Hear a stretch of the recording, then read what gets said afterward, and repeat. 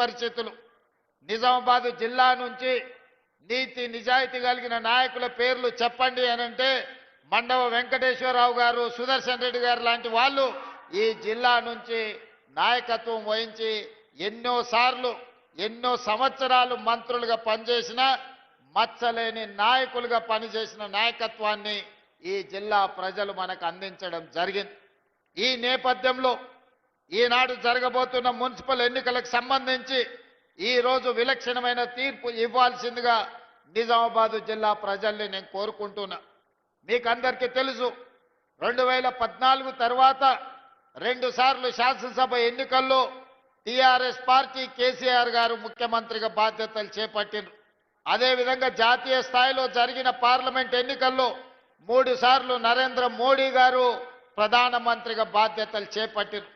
12 సంవత్సరాలు నరేంద్ర మోడీ ప్రధానమంత్రిగా, 10 సంవత్సరాలు కల్వకుంట్ల చంద్రశేఖరరావు గారు ముఖ్యమంత్రిగా బాధ్యతలు చేపట్టి నిజామాబాద్ మున్సిపల్ కార్పొరేషన్లో కూడా 2 సార్లు టీఆర్ఎస్ పార్టీని ఇక్కడ గెలవడం జరిగింది. నిజంగానే సమస్యలను పరిష్కరించి ఉంటే నిజామాబాద్ జిల్లాలో, నిజామాబాద్ నియోజకవర్గంలో, నిజామాబాద్ మున్సిపల్ కార్పొరేషన్లో ఈ రోజు చెత్త కుప్పగా మారి మురికి కూపంగా మారుండే పరిస్థితులు కావు. ఈ 12 ఏళ్లలో బీజేపీ, ఈ 10 సంవత్సరాలలో టీఆర్ఎస్ ఏ ఒక్క సమస్యను పరిష్కరించకపోగా ఇక్కడ ఉన్న సమస్యలు మరింత జటిలమైనవి. అందుకే ఈనాడు నిజామాబాద్ జిల్లా ప్రజలకు నేను గుర్తు చేయదలుచుకున్నా. నిజామాబాద్ జిల్లా అంటే వ్యవసాయానికి మారు పేరు. అంకాపూర్ చికెన్ దేశంలోనికే ఒక ప్రఖ్యాతి గాంచింది. ఇవాళ పసుపు, నిజామాబాద్ పసుపు బంగారంతో పోటీ పడుతుంది. ఆయల్లో 1 క్వింటాల్ నిజామాబాద్ పసుపు అమ్మితే తులం బంగారం కొనుక్కునే పరిస్థితి ఉండే, క్వింటాల్ పసుపు మార్కెట్లో అమ్మి తులం బంగారం కొనుక్కొని ఇంటికి వచ్చేదని పెద్దలు చెప్పేటోళ్ళు. ఇక్కడ చెరుకు కానీ, ఇక్కడి పసుపు కానీ, ఇక్కడ వరి ధాన్యం కానీ, ఇక్కడి వ్యవసాయం తెలంగాణకే కాదు దేశానికే ఆదర్శం. నేను రైతు ధర్నాకు వచ్చినప్పుడు చెప్పిన, హర్యానా, పంజాబ్లో ఏ విధంగా పౌరుషంగా రైతాంగం కొట్లాడుతుందో, రైతుల సమస్య వచ్చినప్పుడు రైతాంగ హక్కుల కోసం, రైతుల గిట్టుబాటు ధర కోసం మొత్తం తెలంగాణ రాష్ట్రంలోనే మొట్టమొదట కదం దొక్కేది నిజామాబాద్ రైతాంగం. ఇక్కడి రైతుల్లో ఉన్న చైతన్యం, ఇక్కడ రైతుల్లో ఉన్న పట్టుదల, పోరాటం దేశానికి ఆదర్శం.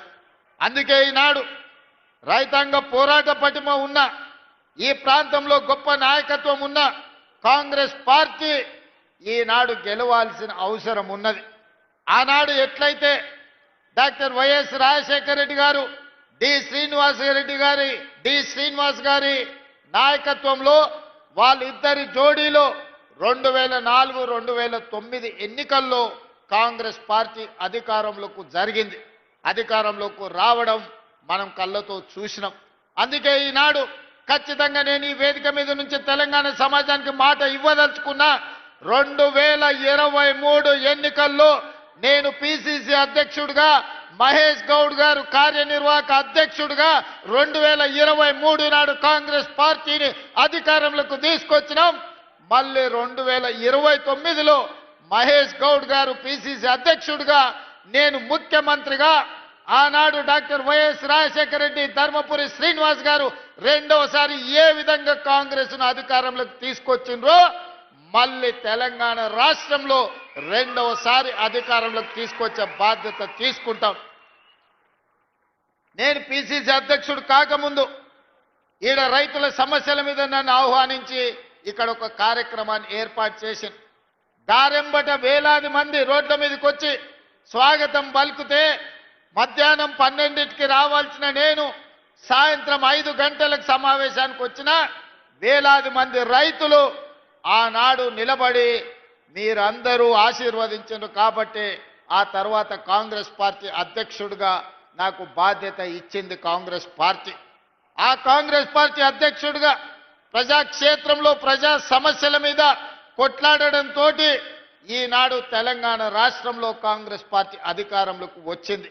ఈరోజు మీరు ఆనాడు అండగా నిలబడబట్టి అధిష్టానం దృష్టిలో ఖచ్చితంగా రేవంత్ రెడ్డి గారి నాయకత్వంలో పార్టీకి ఫలితాలు ఉంటాయని ఒక నిర్ణయం తీసుకోవడానికి నిజామాబాదే వేదిక అయ్యింది. నిజామాబాద్ జిల్లానే కారణమైంది. అందుకే నా మనసులో ఎప్పుడు నిజామాబాద్ జిల్లాకు ప్రత్యేకమైన స్థానం ఉంటుంది. ఈ జిల్లాలో ప్రాజెక్టులను పూర్తి చేయడానికి, ఈ జిల్లాకు అదనంగా నిధులు మంజూరు చేయడానికి, ఈ జిల్లాకు రాజకీయ నేపథ్యం, రాజకీయంగా అవకాశాలు కల్పించడానికి నా శాయశక్తుల ప్రయత్నం చేస్తా. ఈ జిల్లా అభివృద్ధికి 100% సహకరిస్తా అని చెప్పి ఈ సందర్భంగా మిత్రులందరికీ తెలియజేస్తున్నా. మిత్రులారా, ఈనాడు కాంగ్రెస్ పార్టీ అధ్యక్షుడిగా మిత్రులు మహేష్ కుమార్ గౌడ్ గారు ఉన్నారు. వారు భూపతి రెడ్డి గారు నాకు చేసిన విజ్ఞప్తి మేరకు, పెద్దలు సుదర్శన్ రెడ్డి గారి సూచన మేరకు ఈ నిజామాబాద్ యూనివర్సిటీకి ఇంజనీరింగ్ కాలేజ్ కానీ, అగ్రికల్చర్ కాలేజ్ కానీ, ఇతర ఇంటిగ్రేటెడ్ స్కూల్స్ కానీ 600 కోట్ల రూపాయల రోడ్లతో ఈనాడు అభివృద్ధి కార్యక్రమాలు చేసుకున్నాం. ఈరోజు పిసిసి అధ్యక్షుడు, నేను అధ్యక్షుడు అయిన తర్వాత జిల్లాకు అదనంగా నిధులు ఇవ్వాలి, జిల్లాను అభివృద్ధి చేయాలి, మీ వంతు సహకారం ఉండాలి అని మిత్రుడు మహేష్ కుమార్ గౌడ్ గారి సూచనతోటి ఇవాళ ఈ అభివృద్ధి కార్యక్రమాలు అన్నిటిని కూడా ముందుకు తీసుకెళ్తున్నాం. ఇదే కాదు, నిజామాబాద్లో ఉన్న బాన్స్గడ కావచ్చు, కామారెడ్డి కావచ్చు, ఎల్లారెడ్డి కావచ్చు, బిచ్కుంద కావచ్చు, ఆర్మూర్ కావచ్చు, భీమ్గల్ కావచ్చు, బోధన్ మున్సిపాలిటీ కావచ్చు, నిజామాబాద్ మున్సిపల్ కార్పొరేషన్ 7 మున్సిపాలిటీలు ఒక కార్పొరేషన్లో 1045 కోట్ల రూపాయలతోని ఈనాడు అభివృద్ధి కార్యక్రమాలు మనం చేపట్టుకుంటున్నాం. తెలంగాణ రాష్ట్రంలో మున్సిపల్ శాఖ మంత్రిగా 17,445 కోట్ల రూపాయలు ఈ 2 సంవత్సరాలలో నిధులు మంజూరు చేసి అభివృద్ధి కార్యక్రమాలతో ముందుకు వెళ్ళాలనుకున్నాం.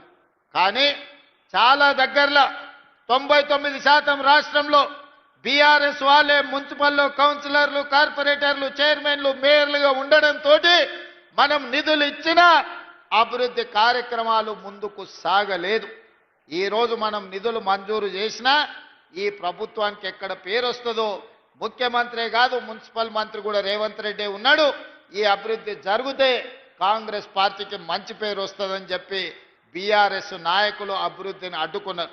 ఇవాళ మీకు అందరికి ఒక మంచి అవకాశం వచ్చింది. 10 ఏళ్ళు బీఆర్ఎస్కి ఇచ్చిండ్రు, 12 ఏళ్ళు బీజేపీకి ఇచ్చిండ్రు. ఈ ప్రాంతంలో 2 సార్లు ధర్మపురి అరవింద్ను పార్లమెంటు గెలిపించారు. ఇవాళ మళ్ళీ మోడీ మంత్రం చదువుతున్నాడు ధర్మపురి అరవింద్ గారు. నేను అడుగుతున్నా, అయ్యా గల్లీలో కౌన్సిలర్ కావాలంటే, గల్లీలో మోరీ తీయాలంటే మేము ఢిల్లీకి వెళ్ళి మోడీని అడగాలనా?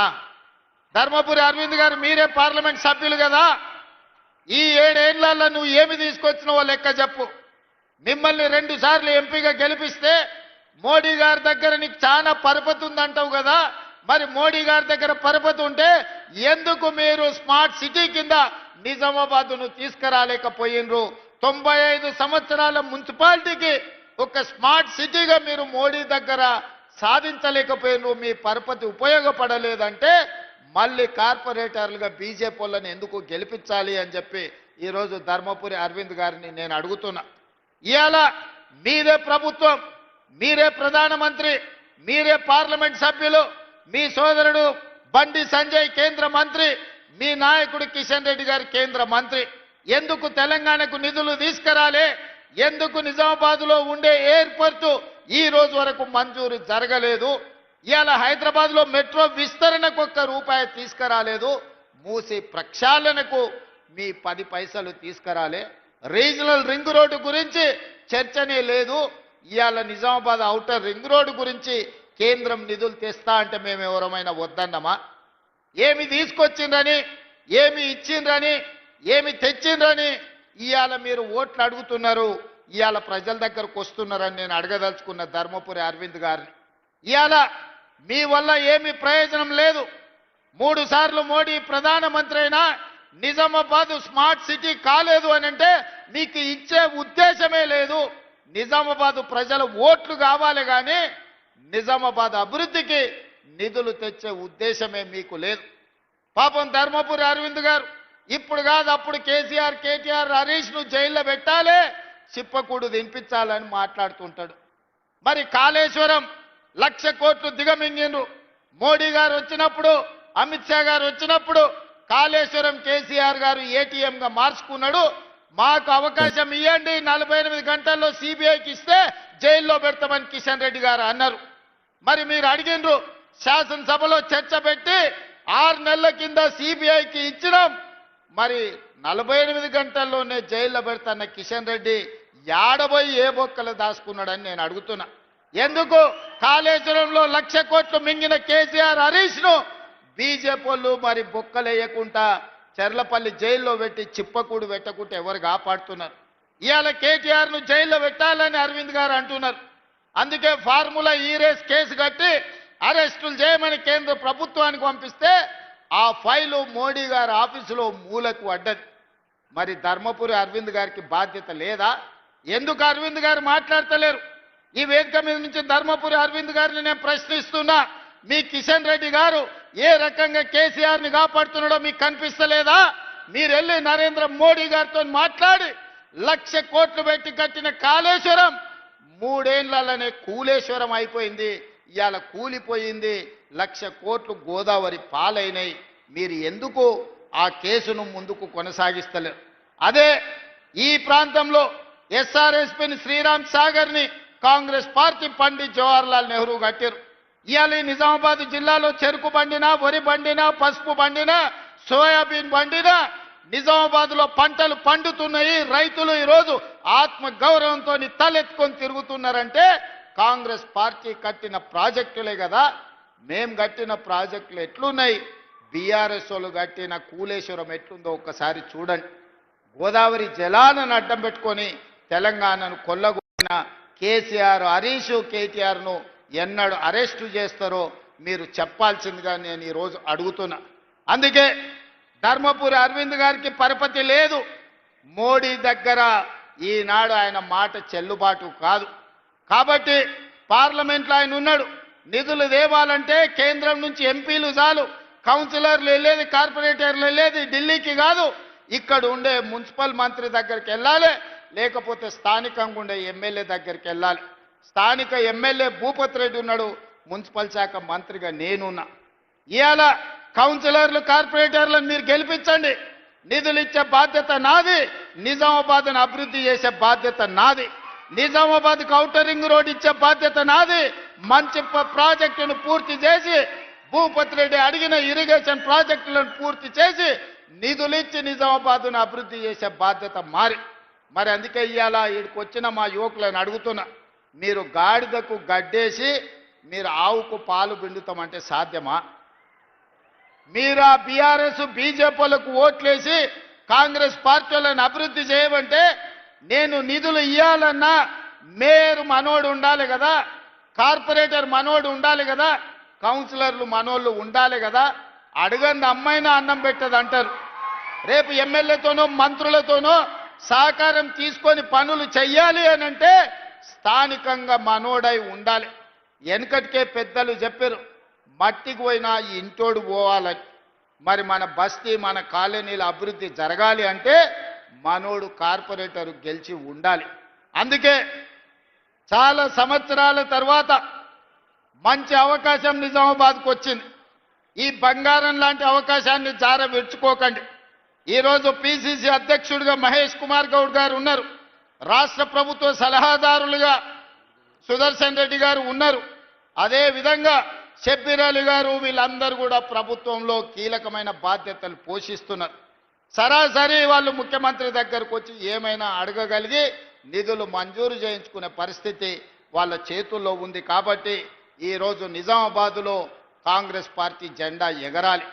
అదేవిధంగా మిత్రులారా, నిన్న బీజేపీ అధ్యక్షుడు రామచంద్రరావు గారు మాట్లాడుతూ ఈయన రేవంత్ రెడ్డి కాదు రేవంతుద్దీన్ అని చెప్పి నన్ను ముస్లిం పేరు మీద పిలిచిండు. సంతోషం. 100 సంవత్సరాల క్రితం బ్రిటిష్ వాళ్ళు ఉన్నప్పుడు బీసీ కులగణన చేశారు. 100 ఏళ్ల వరకు బీసీల లెక్కలు ఎప్పుడు ఈ దేశంలో చేయలే, ఏ రాష్ట్రంలో చేయలే. మహేష్ గౌడ్ గారు, నేను అందరం అయిన తర్వాత బీసీ కులగణన చేయాల్సిందని 100 సంవత్సరాల సమస్యకు తెలంగాణ రాష్ట్రమే మొట్టమొదటిసారి మీకు socio economic education employment and political cost సర్వేను మేము పూర్తి చేసినాడు. ఆనాడు మేము అధికారికంగా లెక్కలు ప్రకటించినప్పుడు మా మిత్రుడు మహేష్ గౌడ్ గారు ఒక మాట అన్నాడు, అయ్యా ఆయన పేరుకే రేవంత్ రెడ్డి కానీ ఇవాళ వారిని రేవంత్ గౌడు అని నేను అంటున్నా. ఈ రోజు ఎంతో గొప్ప పని చేసిండు మా బలైన వర్గాల లెక్కలు తీసి అని మా మహేష్ గౌడ్ గారు ఆనాడు నన్ను రేవంత్ గౌడ్ అన్నాడు. నేను సంతోషంగా స్వీకరించిన. ఆ తర్వాత మాదిగా ఉపకులాల వర్గీకరణ సమస్య ఉన్నది. 40 ఏళ్ళు రావణ కాష్టంలాగా మండుతున్నది. ఆనాడు ఈ వర్గీకరణకు సంబంధించి సుప్రీంకోర్టు జడ్జిమెంట్ ఇస్తే 100 రోజుల్లోనే ఆ సమస్యకు శాశ్వత పరిష్కారం చూపించి 40 సంవత్సరాల సమస్యను శాశ్వతంగా పరిష్కరించి వర్గీకరణ చేసి మాదిగా ఉపకులాలకు న్యాయం చేసినప్పుడు మా సహచర మంత్రివర్గ సభ్యులు దామోదర్ రాజనరసింహ గారు ఈ రోజు నుంచి ఈయన రేవంత్ రెడ్డి కాదు, రేవంత్ మాదిగా మా మాదిగోళ్ళ బిడ్డగా మేము భావిస్తున్నామని దామోదర్ రాజనరసింహ గారు అన్నారు. నాకు చాలా సంతోషమైంది వాళ్ళ జాతిలో నన్ను ఒక్కడిగా పరిగణించినందుకు. అదేవిధంగా వాకిటి శ్రీహరి 30 ఏళ్ల కాంగ్రెస్ కార్యకర్త, ఏ రోజు ఏ అవకాశం రాలే. ఉత్తమ్ కుమార్ రెడ్డి గారు పట్టుబట్టి ఎమ్మెల్యే టికెట్ ఇప్పిస్తే మొదటిసారి ఎమ్మెల్యేకు మంత్రివర్గంలో శ్రీహరిని మంత్రి చేసినప్పుడు మా ముదిరాజు బిడ్డలందరూ కలిసి రేవంత్ రెడ్డి కాదు రేవంత్ ముదిరాజు అని మా ముదిరాజులు నన్ను అన్నప్పుడు ఆ సామాజిక వర్గం కూడా నన్ను హక్కున చేర్చుకున్నందుకు నేను సంతోషపడ్డా. యువకుడు 35 సంవత్సరాల వయసులోనే పెద్దల సభకు అనిల్ యాదవ్ను పంపించినప్పుడు హైదరాబాదులో సదర్ నిర్వహించినప్పుడు యాదవ్ సోదరులందరూ రేవంత్ రెడ్డిని రేవంత్ యాదవ్ అని ఆ రోజు వేదిక మీద పిలిచినప్పుడు నేను గర్వపడ్డా. మా యాదవ్ సోదరులు కూడా నన్ను హక్కున చేర్చుకున్నారని. ఇవాళ సిక్కు సోదరులు స్వర్ణ దేవాలయం లాంటి దేవాలయాన్ని మూసి నది పరివాహక ప్రాంతంలో నిర్మాణం చేస్తాం, సిక్కుల ఆత్మ గౌరవాన్ని నిలబెడతామని చెబితే సిక్కు సోదరులు సర్దార్ రేవంత్ సింగ్ అని అన్నప్పుడు సిక్కు సోదరులు కూడా నన్ను అభిమానించినందుకు సంతోషం అని చెప్పిన. वैसे ही मैं कल मुसलमान के मीटिंग में गया, जगह जगह पे मुसलमानों के और 4% जो रिजर्वेशन हमने दिया, 4% रिजर्वेशन बचाने के लिए हम लोग मेहनत कर रहे हैं. मुसलमानों को जो जब जरूरत है सब कुछ कांग्रेस पार्टी ने दिया. इस देश को राष्ट्रपति मुसलमान को कांग्रेस